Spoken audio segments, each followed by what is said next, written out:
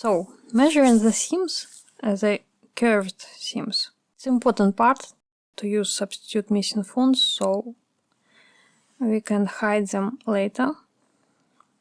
Don't need export dialog right now. This is apostrophe patterns underwear, and it's just a use case that I have. I want to divide the elastic into 8s usually. After importing, we would like to hide all the text because it will make our lives much easier. Click any text, then select same object type. It's selected all the text, and then right from here we can hide selected objects. Same can be done from Objects and Layers menu. We have much cleaner pattern. You won't need to do this if you have a pattern with whole lines, but this one is broken and there is a very good new way to make them whole, which doesn't always work, but it does work with apostrophe patterns. With a shape builder, you'll need to select everything you want to work on, and then you pull like this. This is one whole shape. I let go of my mouse button, then the other,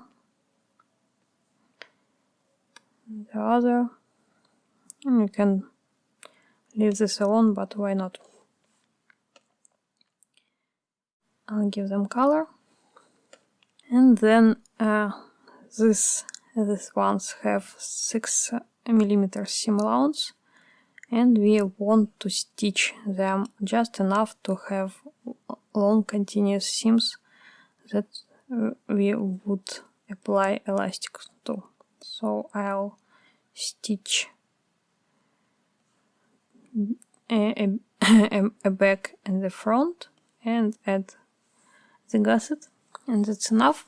But first we have to duplicate all our shapes, give them some contrasting color, and remove the seam allowance, so path inset.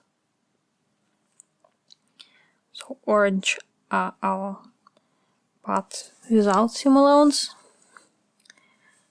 and that's we will use. Then I group each one together so they won't shift. And then I'll need to zoom in and possibly might need to switch the snapping off, because it might be this shape. I will lower the opacity on so we can see this.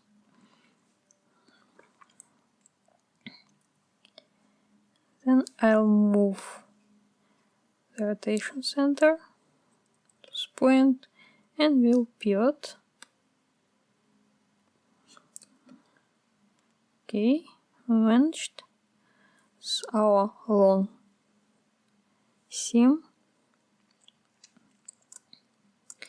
I'll group the two, move it away a bit,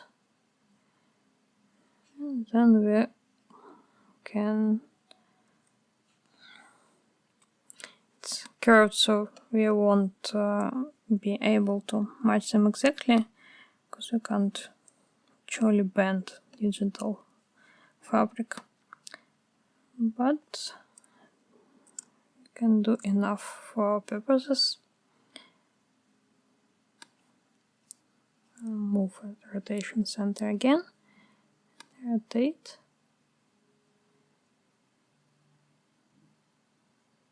about like that. And then we have two long seams, this one at the waist, and this one, we have two of them, but they're the same for the leg hole, and we'll need elastics on each one. So for now we will trace each one of those themes. So I'll trace the same way as I show in my tracing video. I won't repeat here. I'll just trace. And then with node 2 I'll bend the path.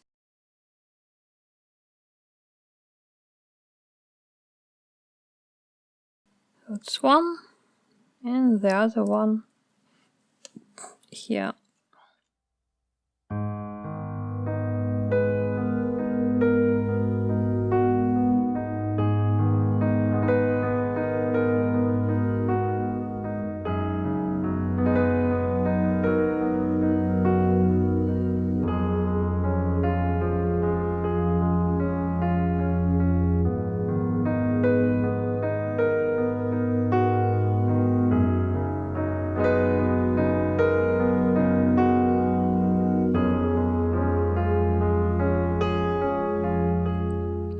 Now we have two of them. If you have measure part extension, you can use it. And to tell you that that's the length. And the same for this one.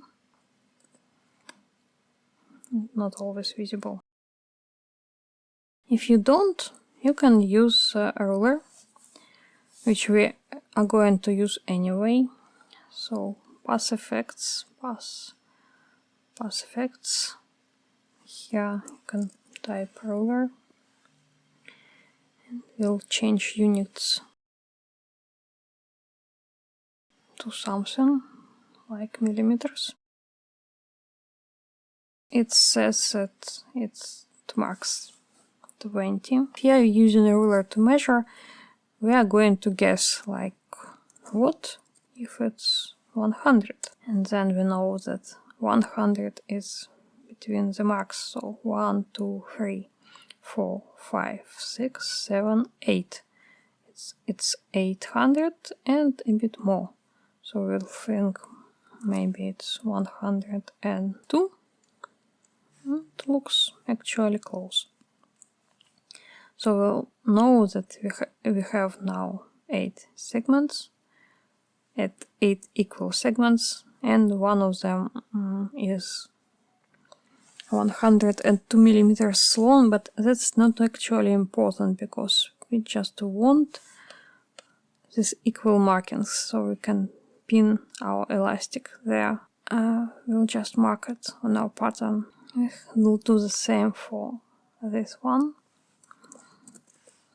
We want millimeters, and we don't know, but we'll start with 100, and somehow I'll need to mark direction to both, so we'll see it better. It's 1, 2, 3, 4, 5, 6, and about 6.5.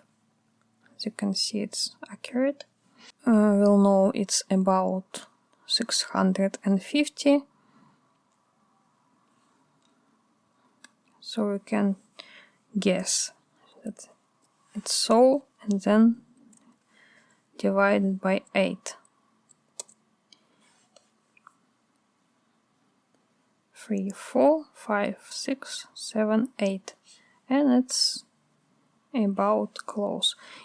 Of course, if we know this length initially, we can just type here this length divided by 8, and we'll get an absolute precise result. But the beauty of the method is that you don't actually need to have working measure path extension. It will do the job for us with just a bit of approximation. We'll leave mark directions to only one side to make it easier. Path object to path. Path break apart. You can see we have 10 paths here. And for each one of them, I'd like to add a marker only to the end of it. And the end of it is here. We can also undo that and use start.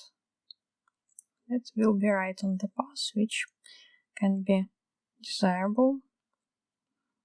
The only thing we probably don't want this one, the original.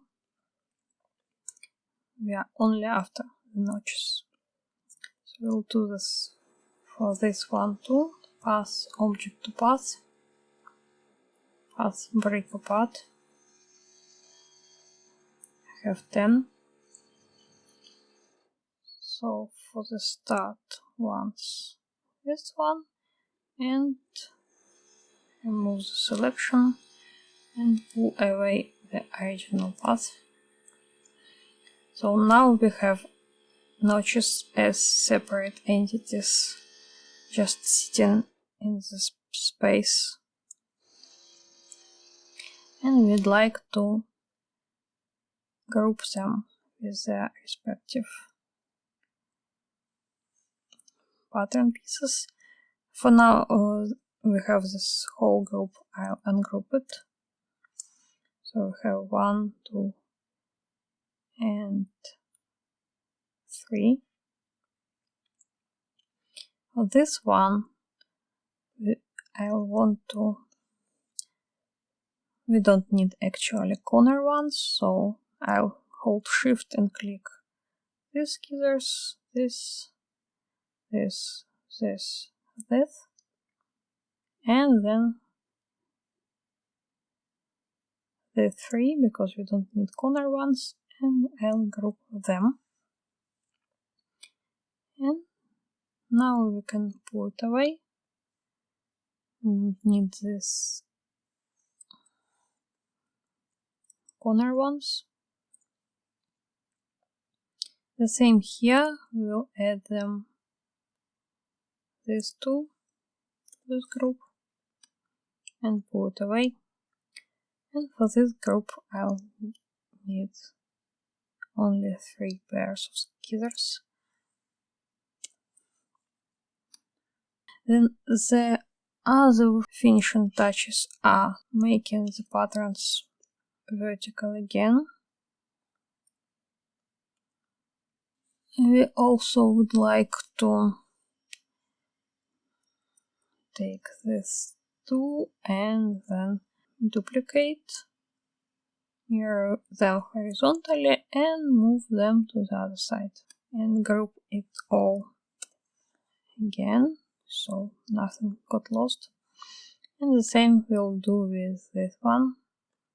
Pick some one point to snap it.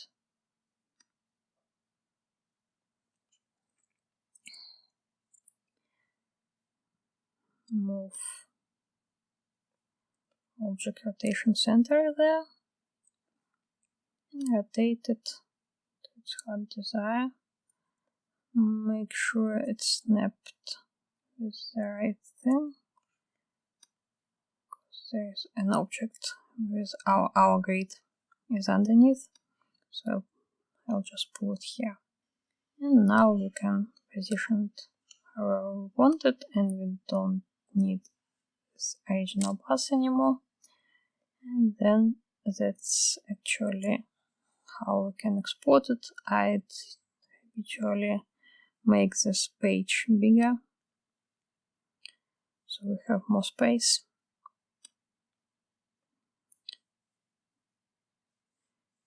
We can select all this, and in the no, we need export. It's PDF. Select it only in its page, and this way we'll get everything we wanted and the white buffer we like to have for projecting.